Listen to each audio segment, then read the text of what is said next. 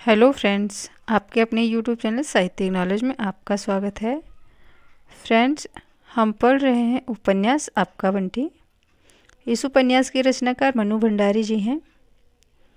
इस उपन्यास का यह अंतिम और 16वां भाग है। फ्रेंड्स, बंटी का मन अजय के साथ भी नहीं लगता क्योंकि अजय ने भी दूसरी शादी कर ली है। तो फिर बंटी के जीवन में एक और यात्रा प्रारंभ होती है। इस यात्रा में कौन कौन सी घटनाएं घटती हैं, चलिए हम अध्ययन से जानते हैं।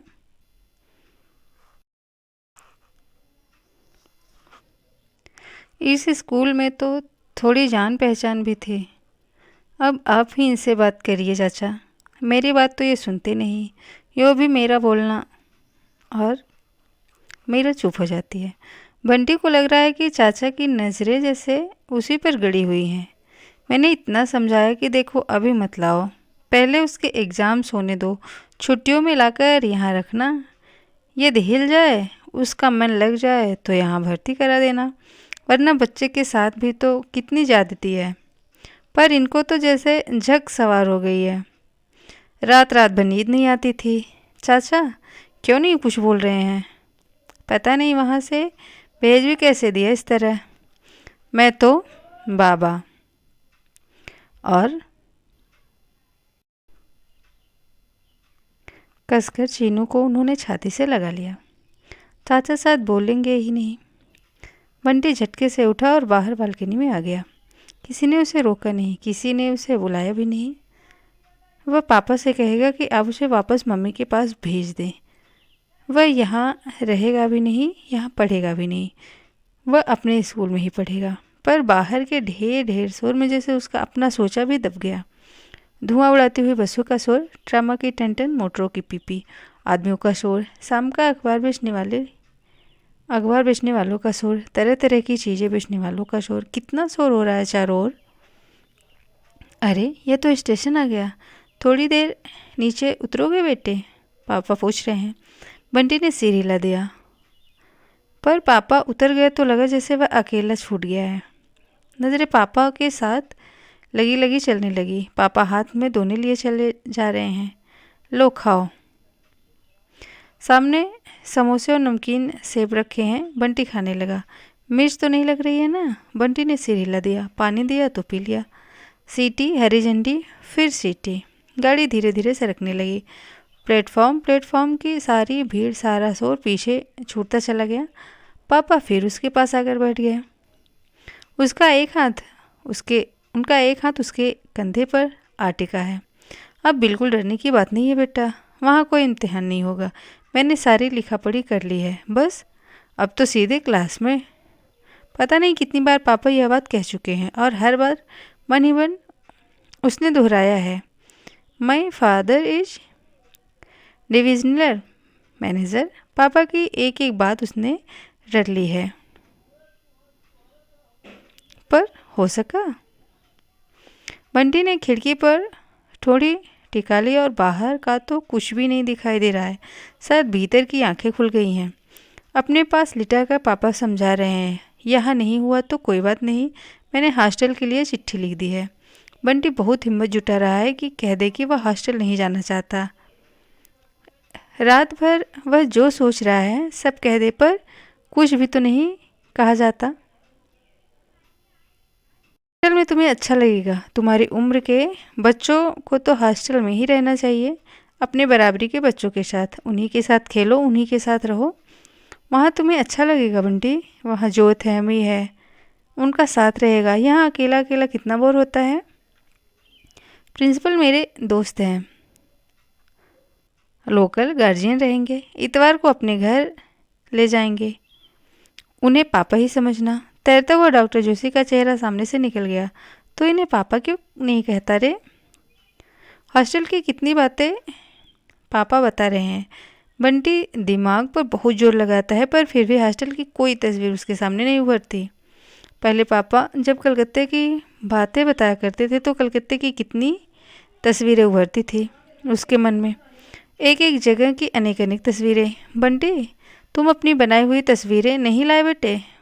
मीरा, जानती हो यह बहुत बढ़िया पेंटिंग करता है, वकील चाचा को बनाकर देगा कि नहीं? एक तुम हावी की तरह बागवानी ले सकते हो, पेंटिंग ले सकते हो। कलकत्ते में तो बागवानी के लिए कोई गुंजाइश ही नहीं है, सारा शौक ही मर जाएगा हॉस्टल में तो।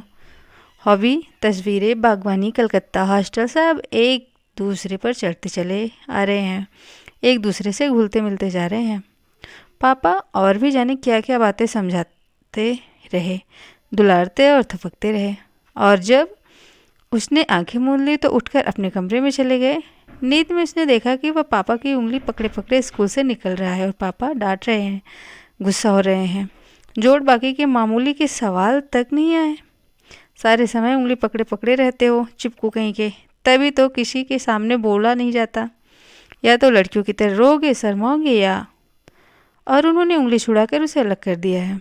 अलग होते ही बंटी जैसे भीड़ में खो गया है। बदहवास सा वह चारों ओर देख रहा है, दौड़ दौड़ कर लोगों को पकड़ रहा है, पर जिसे भी पकड़ता है वह धीरे से हाथ छुड़ाकर आगे चला जाता है। नए नए चेहरे, नए नए लोग, नई नई जगह। वह जोर से चीख पड़ा, पापा! बंटी, बंटी बेटा! किसी ने जैसे उसे गोद में उठा लिया है। उसका नाम कौन जानता है? चेहरा नहीं दिख रहा है, सिर्फ आवाज़। डर गए बेटा? सपना देखा था। देखो मैं पापा। वह आंखें फाड़ फाड़ कर देख रहा है, सामने पापा का चेहरा दिखाई दे रहा है। यह क्या? वह रो रहा है? नहीं, उसकी आंखों में नहीं, पापा की आंखों में आंसू हैं शायद। पापा ने उसे फिर से सुला दिया। कमरे में फिर से अंधेरा हो गया, सिर्फ आवाज़ें तैर रही हैं। अंधेरे की आवाज़ें भी कितनी अलग तरह की होती हैं। क्या हाल हो गया है बच्चे का? कितना सहमा सहमा डरा डरा रहता है। कैसे नहीं भेजूँ इसे हॉस्टल? यह जब सबसे कट कर रहेगा, अपने बराबरी के बच्चों के बीच में ही रहेगा, तभी नॉर्मल होगा। हो खर्चा जैसे भी हो, जो भी हो। आप मेरी बात ठीक ढंग से समझ ही नहीं रहे हैं।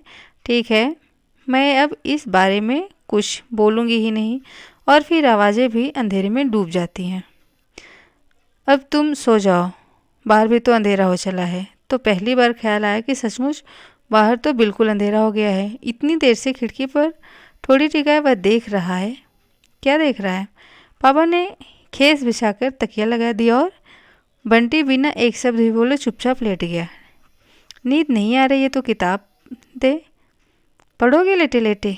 नहीं, बंटी को नींद नहीं आ रही थी, फिर भी उसने आंखें बंद कर ली। आँख बंद करते ही चारों ओर अंधेरा अंधेरा फैल गया और डिब्बे में बैठे बैठे नए नए लोग, पापा, सब उसमें घुल मिल गए।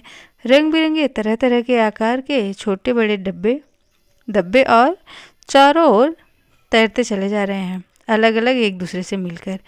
फिर दृश्य, फिर तस्वीरें, एक दूसरे को काटती हुई, एक दूसरे को धकेलती हुई। पापा जल्दी जल्दी खाना खाकर ऑफिस चले गए हैं और बंटी अकेला रह गया है।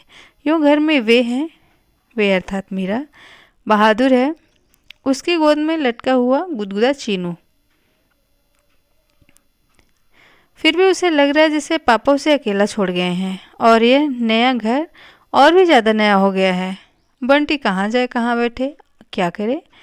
जहाँ जाता है, जहाँ बैठता है, वही जगह जैसे उसे अपने से परे धकेलती है। पापा क्या रोज इसी तरह छोड़कर चले जाएंगे? वह तो सोचता था वह वहाँ होगा, पापा होंगे और रोज़ घूमना होगा। बच्चा, तुम्हारे खिलौने, किताबें वगैरह निकाल दें, खेलो पढ़ो। वहाँ छुट्टी के दिन अपनी मम्मी के साथ क्या किया करते थे? जाने क्यों हर बार दीपा आंटी याद आ जाती हैं। वे मम्मी को उस घर की बातें पूछती जा वो मम्मी की उस घर की बातें पूछती जा रही थी और उसके सामने मम्मी, जोत, अम्मी, डॉक्टर साहब कोठी घूमते चले जा रहे थे। क्या बताए, कहाँ से शुरू करें? उससे कुछ नहीं बोला जाता। चलो, तुम हमसे बात नहीं करते तो खेलो। खिलौने, बंदूक, किताबें सब बंटी के सामने हैं, पर बंटी बैठा है वैसे ही चुप। इस नए घर में आकर उसकी अपनी चीज़ें भी जैसे नई हो गई हैं। आओ हम खेले तुम्हारे साथ। वे चीनू को लेकर पास बैठी हैं। चीनू प्रसन्न होकर खिलौनों को इधर उधर उठा पटक रहा है। ख्याल आया वह अम्मी को अपने खिलौने नहीं लेने देता था। चाबी की मोटर जूं करती हुई निकल गई। फ्लाइंग फ्लेट लाल पीली रोशनी दिखाकर घूम रही है। चीनू किलकारी मार रहा है। चीनू देख वो गिरा, चीनू देख। और चीनू के साथ वे भी हंस रही हैं। एक एक खिलौना चीनू को चला चला कर दिखा रही हैं। और बालकनी में खड़ा है सामने की भीड़ भाड़ शोर शराबे में डूबा हुआ बंटी बालकनी में खड़ा है। ढेर ढेर आवाज़ें हैं पर कुछ समझ में नहीं आ रहा है। ढेर ढेर शक्लें हैं पर कोई पहचानने में नहीं आ रहा है। और सबके ऊपर यह बात कि पापा शाम को आएंगे। शाम को पापा आए हैं। कैसे है बंटी, कैसे रहे बंटी, क्या किया सारे दिन बेटे? जवाब वे दे रही हैं। सारे समय बालकनी में बैठा रहा, बिल्कुल नहीं बोलता। मैं तो खेलने भी बैठी पर सचमुच तो तरस आने लगा। और चीनू को देखो, 5 बजे से ही आंखें फाड़ फाड़ कर चारों तरफ ऐसे देखता है जैसे कुछ ढूंढ रहा है। बस तुम्हें ढूंढता है। ये तो अब तुम्हें भी बहुत मिस करने लगा है। उन्होंने चीनू को पापा की गोद में लाद दिया। वह हंस रहा है, पापा के बाल नोच रहा है। ले भैया के बाल नोच। पापा ने चीनू को बंटी की ओर मोड़ दिया तो चीनू बंटी के गाल नोचने लगा। लो प्यार करो इससे, इससे खेलो, इससे दोस्ती करो बेटे। तो बंटी ने उंगलियां उसके गुदगुदे गालों पर फिरा दी। चीनू ने पापा की गोद में खड़े होकर पापा के कान पकड़ लिए। चीनू हंस रहा है, वे हंस रही हैं। यह तुम्हारे कान खींचकर तुम्हें ठीक करेगा। पापा भी हंस रहे हैं। बंटी चुपचाप उठकर बालकनी में चला गया। जगमगाती बत्तियां, लाल नीली पीली नियॉन लाइट्स। रात में जैसे सड़क बिल्कुल बदली हुई लग रही है। चीज़ें इतनी बदल जाती हैं कैसे? फिर वही प्रश्न, अकेले में डरोगे तो नहीं? सो जाओगे ना? बंटी का मन हो रहा है कि कह दे, वह बहुत बहुत डरेगा। इस घर में तो वह अकेला सो ही नहीं सकता। वहाँ तो फिर भी अम्मी और जोत थे, यहाँ तो वह सारे दिन भी एक तरह से डरता ही रहा। पता नहीं कैसा कैसा डर। अरे बंटी, अपना बहादुर बच्चा है, कोई लड़की है जो डरेगा? न हो तो बहादुर भी यही सो जाएगा। क्यों बच्चा, ठीक है ना? और बीच का दरवाज़ा खुला रहेगा बेटे, हम लोग तो उधर ही हैं। वे और पापा ही बोले चले जा रहे हैं। बंटी तो कुछ बोल ही नहीं पाता। सो जाओगे ना? बंटी ने एक बार पापा की ओर देखा। पापा के साथ उनका चेहरा भी था और बंटी ने धीरे से कह दिया, हाँ। बहादुर तो पढ़ते ही सो गया पर बंटी जैसे कंबल के नीचे भी कांप रहा है। अपने अपने पलंग पर सोते हुए अम्मी और जोत उस कमरे से आया हुआ रोशनी का टुकड़ा, बातों के टुकड़े सबको जैसे पकड़ने की कोशिश कर रहा है। खट, उधर की बत्ती बंद हो गई तो जैसे हाथ से वह रोशनी का टुकड़ा भी फिसल गया। जोत और अम्मी के पलंग भी जैसे कहीं अंधेरे में डूब से गए। सिर्फ आवाज़ें और बंटी फिर जैसे बिल्कुल अकेला हो गया। गंदी बात क्या पापा, और ये भी इच्छा हो रही है कि उठकर देखे। वही दृश्य अंधेरे में से जैसे चारों ओर लटक गया। जाने कैसी हिम्मत आ गई। दबे पैरों बंटी दरवाजे पर आ खड़ा हुआ। झांक कर देखा, अंधेरा गुप्त, कहीं कुछ दिखाई नहीं दे रहा है। तभी एक छोटा सा लाल तारे जैसा कुछ चमक उठा। लाल सुर्ख, क्या है ये? कौन? बंटी दौड़कर अपने बिस्तर में दुबक गया, पर बिस्तर में लेटकर भी बंटी का दिल धक धक कर रहा है। वह लाल लाल क्या चमक रहा था? पापा ने देखा तो नहीं? फिर वही बात। पापा अपने पास बिठाकर पूछ रहे हैं, एक बात कहे बेटा, मानोगे? बंटी नजरें पापा के चेहरे पर टिका देता है। तुम मीरा को क्या कहते हो? बंटी चुप। मम्मी कहोगे? बंटी डॉक्टर साहब को पापा कहा कर बेटे। और तड़ाक से दिया हुआ अपना जवाब ही कानों में गूंज गया।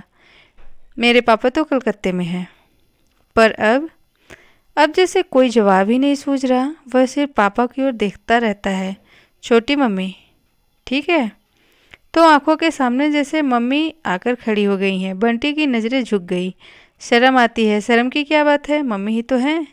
वहाँ की मम्मी वे, यहाँ की मम्मी ये। कहोगे ना? बंटी ने धीरे से हाँ कह दिया और कहने के साथ ही जैसे भीतर की आंखें रो पड़ी। पापा पीठ थपथपा रहे हैं। उन्होंने कहीं देख तो नहीं लिया? लड़की की तरह रोते हो। बच्चे उठो, बच्चे, बहुत दिन उगाया है। बंद आंखों से ही बंटी सुन रहा है और भीतर ही भीतर सिकुड़ा चला जा रहा है। शर्म से, डर से और दुख से। अरे यह क्या, पिस्सी कर दी। उसके बाद कुछ पता नहीं, शायद बहादुर कपड़े बदलवा रहा है। कमरे में सिर्फ आवाज़ें तैर रही हैं, उनकी आवाज़ें, पापा की आवाज़ें और बहादुर की आवाज़ें। और सारी आवाज़ों को चीरते हुए कहीं से दो हाथ आकर बिस्तरे को रजाई से ढक देते हैं। उसके चारों ओर शॉल लिपट जाता है। सब चुप। बहादुर, ये चद्दर धुलने डाल और गद्दे के उतने हिस्से को धोकर बाहर फैला दे। गद्दा बाहर फैल गया है और सड़क पर चलते हर आदमी को भी जैसे मालूम पड़ता जा रहा है कि अब बंटी कहाँ खड़ा हुआ करेगा। अपने घर में तो कभी कभी बिस्तर में सुसु नहीं की उसने, पर अब शाम को सब जैसे के तैसे हो गए। बस पापा का चेहरा जाने कैसे एकदम मम्मी के चेहरे की तरह हो गया है। खाने की मेज पर बैठे बंटी को बराबर लगता रहा कि जैसे पापा की आंखें भी उसकी प्लेट पर चिपक कर उसे घूरेंगी। उससे प्लेट की तरफ नहीं देखा जा रहा है, उनकी और पापा की ओर भी नहीं देखा जा रहा है। अपने में ही सिमटा सुकड़ा वह बैठा है और बिना कहीं देखे ही लग रहा है कि अब बस है। एकाएक ही लगा जैसे उसे बहुत जोर से सुसु आ रही है। ओह, पता लग गया। अभी कहीं भीतर ही हो जाती तो रेल में बैठे इतने आदमियों को भी मालूम पड़ जाता। कहीं हॉस्टल में भी हो गई तो। वह झटके से उठा। बाहर सारा डिब्बा रोशनी से भरा हुआ है। सामने बैठे हुए पापा किताब पढ़ रहे हैं। क्या बात है बेटे, पापा पूछ रहे हैं। पापा को देखकर पापा की आवाज़ सुनकर लगा जैसे वह पता नहीं कहाँ से। बाथरूम जाऊंगा। पापा उसके साथ बाथरूम तक चलते हैं। भीतर कोई है। वे दोनों बाहर ही खड़े हो गए। पापा ने एक सिगरेट लगा ली और खिड़की की तरफ सरक गए। बाहर खूब अंधेरा है। पापा ने सिगरेट का एक कश खींचा तो सिर दमक उठा। लाल तारा। बाहर के गाढ़े अंधेरे में जाकर वह तारा ढक गया। एक रहस्य जो खुल गया। बंटी जैसे कहीं से हल्का हो आया। हिलती ट्रेन में बाथरूम जाने में उसे थोड़ा डर लगता है, पर हिम्मत करके घुस गया। अब खाना खाकर ही सोना। पापा टोकरी में से डिब्बे निकाल रहे हैं। बंटी खिड़की में से झांकने लगा। स्याह अंधेरे में जुड़े हुए रोशनी के छोटे छोटे चौखटों की पूरी कतारें उसके साथ साथ दौड़ी चली आ रही हैं। एक क्षण को बंटी का मन कहीं से पुलक आया। मन हुआ हाथ निकालकर एक चौखटे को पकड़ ले। सिर आगे किया तो सामने वाले चौखटे पर एक काला सा डब्बा उभर आया। बंटी सिर हिला हिलाकर, हाथ हिला हिलाकर उसमें तरह तरह की आकृतियाँ बनाने लगा। जोत और अम्मी होते तो उन्हें दिखाते। मन हुआ पापा को बुलाकर दिखाए। बेटे इधर ही आ जाओ। और खाते हुए बंटी ने पहली बार डिब्बे में बैठे हुए लोगों को देखा। डिब्बे को पूरी तरह देखा। लगा जैसे वह अभी अभी डिब्बे में घुसा है। यह मूंछ वाला आदमी उसके सर जैसा नहीं है। उसने एक पूरी और ली। सब्जी उसे अच्छी लगी। खाना खाकर वह पापा को भी रोशनी के चौखटे दिखाए। क्यों साहब, हॉस्टल का खर्चा कितना पड़ जाता होगा? तो इस आदमी को भी मालूम है कि यही करीब 250 के करीब। लेकिन और पापा ने बातचीत बीच में ही छोड़ दी। हॉस्टल और रोशनी के चौखटों पर जैसे कहीं से एक धुंध की परत छा गई। लेटा तो साथ साथ दौड़ते हुए रोशनी के सारे चौखटे से अंधेरे में ही घुल गए। वह चमकता हुआ लाल तारा भी डूब गया और बंटी उस अंधेरे में डूबता ही चला गया। फिर उस अंधेरे में से ही एक और अंधेरा उभरा। सारा हाल अंधेरा गुप, केवल आवाज़ तैर रही है। बंटी को अजीब सी धुकधुकी हो रही है। कैसा जादू होगा। देखते ही देखते एक बड़ा फीका हल्का सा प्रकाश और सिर पर नीला आसमान तन गया। झिलमिल झिलमिल सितारे चमकने लगे। बंटी चकित जादू में बंधा हुआ। अलग अलग तारों के नाम और भी जाने क्या क्या। और धीरे धीरे वह भूल ही गया कि वह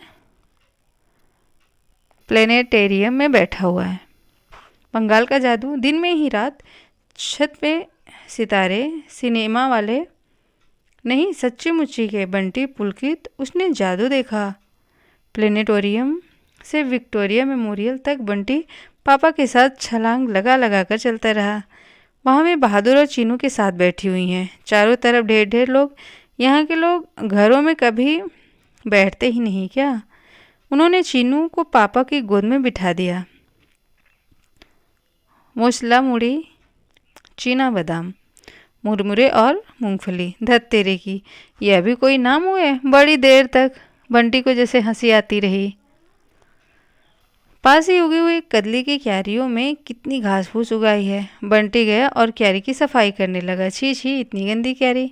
अरे बच्चा, वहाँ मिट्टी क्यों खोदा खादी कर रहे हो? हाथ गंदे हो जाएंगे। झट से बंटी ने हाथ खींच लिया। क्यारी बहुत गंदी थी पापा, पौधे खराब नहीं हो जाएंगे? उसने पापा को जैसे सफाई दी। पापा एक क्षण उसकी ओर देखते रहे, फिर उनका चेहरा जाने कैसा कैसा हो आया। बंटी ने कुछ गलत कर दिया क्या? नहीं, आपने तो उसे गोद में बिठाकर प्यार किया। रात में सोया तो छत पर, फिर तारे झिलमिलाने लगे। ज़मीन पर चाबी वाली मोटर दौड़ने लगी, फ्लाइंग प्लेट घूमने लगी, दो पहलवान बॉक्सिंग करने लगे। चीनू की किलकारियाँ गूंजने लगी। हम भी चलाएगा साहब, हम भी चलाएगा। अपनी मिचमिची आंखों को झपकते खोलते बहादुर हर चीज़ को बड़े कौतूहल से देखने लगा। हवा के बीच में ही कहीं मोगरा खिलाया तो कहीं डहेलिया। तुम बहस मत करो मीरा, इस बात पर कुछ भी मत कहो। एकाएक सारे तारे बुझ गए, मोगरा और डहेलिया गायब हो गए। सारा दृश्य जहाँ का तहाँ स्थिर हो गया। सिर्फ पापा की आवाज़ यहाँ से वहाँ तक गूंजती रही, गुस्से से भरी हुई आवाज़। मुझे किसी और स्कूल में कोशिश नहीं करनी, उसे हॉस्टल ही भेजना है। यहाँ घर में रखने के लिए मैं उसे नहीं लाया हूँ। मैं क्या जानता नहीं कि इस घर में। और फिर बातों के टुकड़े टुकड़े। एब नॉर्मल महीना कैसे चलेगा? तुम्हारी जिद, मेरा तो कुछ कहना ही गलत। और फिर केवल आवाज़ें, बिना शब्दों की आवाज़ें, कभी ज़ोर शोर की, कभी दबी दबी फुसफुसाती हुई, और फिर सन्नाटा। तो पापा उसे सचमुच हॉस्टल भेज देंगे। हॉस्टल भेजने के लिए ही यहाँ लाए हैं। सन्नाटा और ज़्यादा गहरा हो गया। बंटी ने अपने दोनों पैर सिकोड़कर पेट से सटा लिया और दोनों हथेलियों को जांघों के बीच दबोच कर अपने को पूरी तरह समेट लिया। न्यू मार्केट की भीड़ भाड़, चहल पहल, बाजार नहीं, जैसे कोई प्रदर्शनी हो। पापा के हाथ में लिस्ट है और चीज़ें खरीदी जा रही हैं। बंडल है कि बढ़ते ही जा रहे हैं। बंटी कभी दर्जी के यहाँ खड़ा नाप दे रहा है, कभी जूते वाले के यहाँ जूता पहन कर देख रहा है। एक साइज बड़ा ही दो। बच्चों को बढ़ते देर नहीं लगती। जूते, मोजे, बनियान, पैंट, शर्ट, जाने कितनी चीज़ें। बंटी को सिर्फ पापा के साथ रहना है, अपना नाप देना है। चुनने का तो कोई प्रश्न ही नहीं। कपड़ा, रंग, डिजाइन, संख्या, सब कुछ पहले से ही तय है। ये वाला नहीं, वो वाला, नीला नहीं, ब्राउन बटन, बटन नहीं, जिप, एक नहीं दो। मम्मी को तो वह परेशान कर देता था।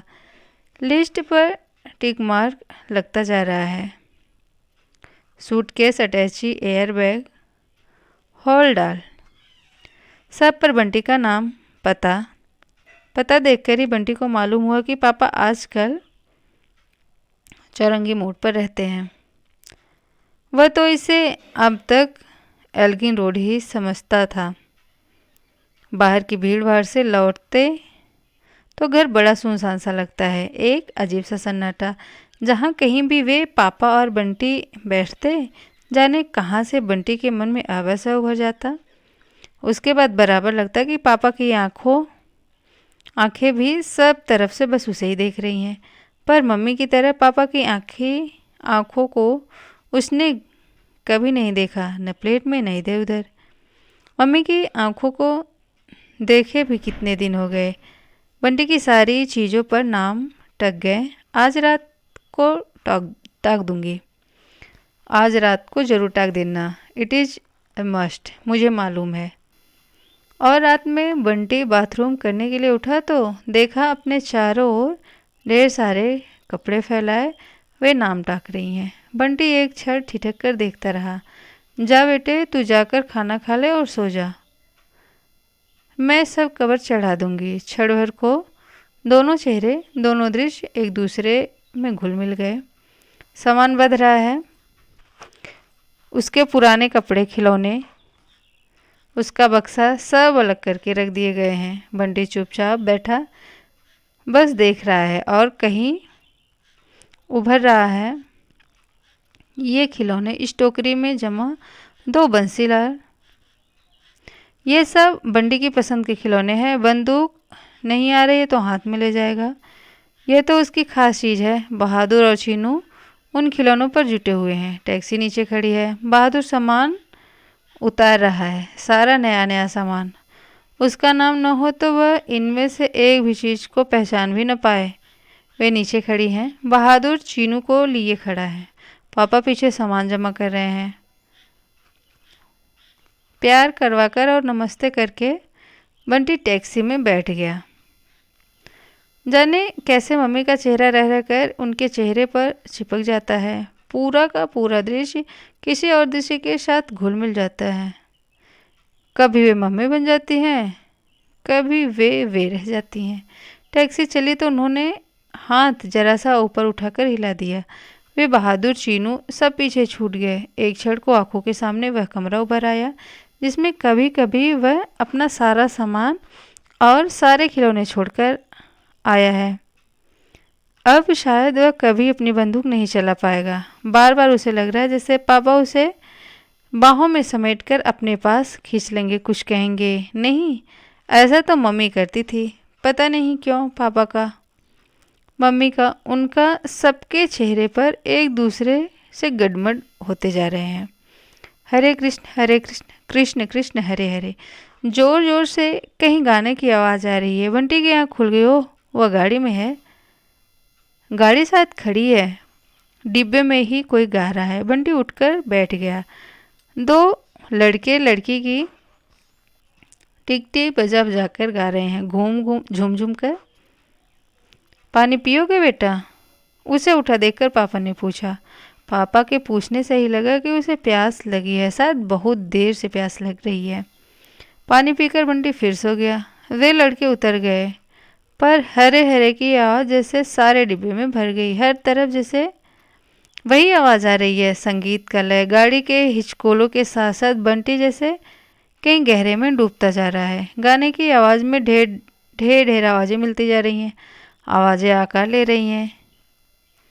चालवे ना चालवे, चावे चावे ना, इंकलाब जिंदाबाद। कतार बांधकर हवा में मुट्ठियाँ उछालते हुए लोग चले जा रहे हैं, लाल झंडियाँ लिए हुए। यह कम्युनिस्टों का जुलूस है। कलकत्ता जुलूसों का शहर है, पापा बता रहे हैं।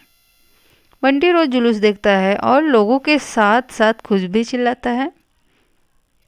उसने चालवे ना हावे ना सीखा है, इतना सीख लिया है, पर बस मन ही मन में।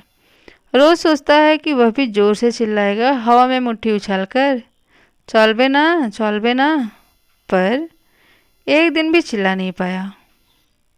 बोलो हरे कृष्ण बोल, बोलो हरी हरी हरी बोल।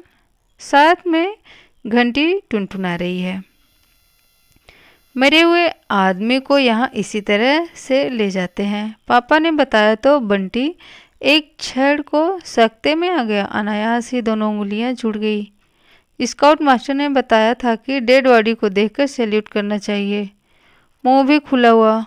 मरा हुआ आदमी क्या जिंदा आदमी की तरह ही होता है? कहीं जिंदा आदमी को ही तो नहीं ले जा रहे हैं? 2-3 दिन तक उठते बैठते सोते जगते हरी बोल की गूंज ही गूंजता रहा, साथ ही अजीब सा डर। धीरे धीरे सारी आवाज़ें भी गायब हो गई। वह पापा के साथ चला जा रहा है। एकदम नई और सुनसान जगह है। वह सामने तुम्हारा हॉस्टल है, पापा ने कहा तो बंटी की आंखें ऊपर उठ गई। कहीं भी तो कुछ नहीं। तुम्हें प्रिंसिपल से मिलवाकर, सबसे जान पहचान करवाकर शाम को हम चले जाएंगे। और पता नहीं बंटी को क्या हुआ कि पापा जाए उसके पहले वही पापा को छोड़कर दौड़ पड़ा। वह दौड़ता हुआ जा रहा है बिना पीछे मुड़े, बस आगे ही आगे। नदी, नाले, पहाड़, मैदान सब पार करता जा रहा है और फिर पता नहीं कहाँ गिर जाता है। सफ़ेद दाढ़ी, सफ़ेद जटा, खड़ा मुखमंडल, एक साधु उसके पास खड़े हैं। वह डर नहीं रहा है। इन साधु को तो उसने कई बार देखा है, पर याद नहीं आ रहा कहाँ और कब। तुम कौन हो बेटा, कहाँ से आए हो? बंटी याद करने की कोशिश कर रहा है, पर जैसे उसे कुछ भी याद नहीं आ रहा है। बोलो बेटा, बताओ। वो बहुत जोर लगा रहा है। वह कहाँ से आया है, कहाँ से? और उसके मन में एक अजीब सी दहशत भरने लगी। डरो नहीं, बताओ बेटा। वे उसका कंधा थपथपा रहे हैं। बंटी, उठो उठो बेटा, अब उतरना है। कोई उसे कंधों से पकड़े हुए है और वह याद करने की कोशिश कर रहा है कि वह कुछ जवाब दे सके। उसे गोद में उठाकर किसी ने खड़ा कर दिया है। सफ़ेद दाढ़ी वाले चेहरे में से एक और चेहरा उभर आया। पापा, जल्दी से मुंह धो लो, नींद उड़ जाएगी। 5-7 मिनट में ही स्टेशन आने वाला है। तो बंटी धीरे धीरे जैसे अपने में लौट आया। रेल का डिब्बा, डिब्बे में बैठे लोग, सामान बांधते हुए पापा। सवेरे का उजास चारों ओर फैल गया था। पता नहीं क्या हुआ कि इतनी देर में मन पर रखा हुआ पत्थर जैसे एकाएक ही दरक गया और ढेर ढेर आंसू फलने लगे। भीतर की आंखों में नहीं, बाहर की आंखों में भी। आंसू भरी आंखों के सामने डिब्बे की अपने हुए हर चीज़ बैठे हुए अजनबी लोगों के चेहरे पहले धुंधले हुए और फिर एक दूसरे में मिल गए। पापा का चेहरा भी उन्हीं में मिल गया और फिर धीरे धीरे सारे चेहरे एक दूसरे में गड्ढ-मड्ढ हो गए। तो फ्रेंड्स, यह था आपका बंटी उपन्यास, जो कि आज समाप्त हुआ। अगले सेशन से हम कोई और अच्छा सा उपन्यास पढ़ेंगे। Thanks for watching this video.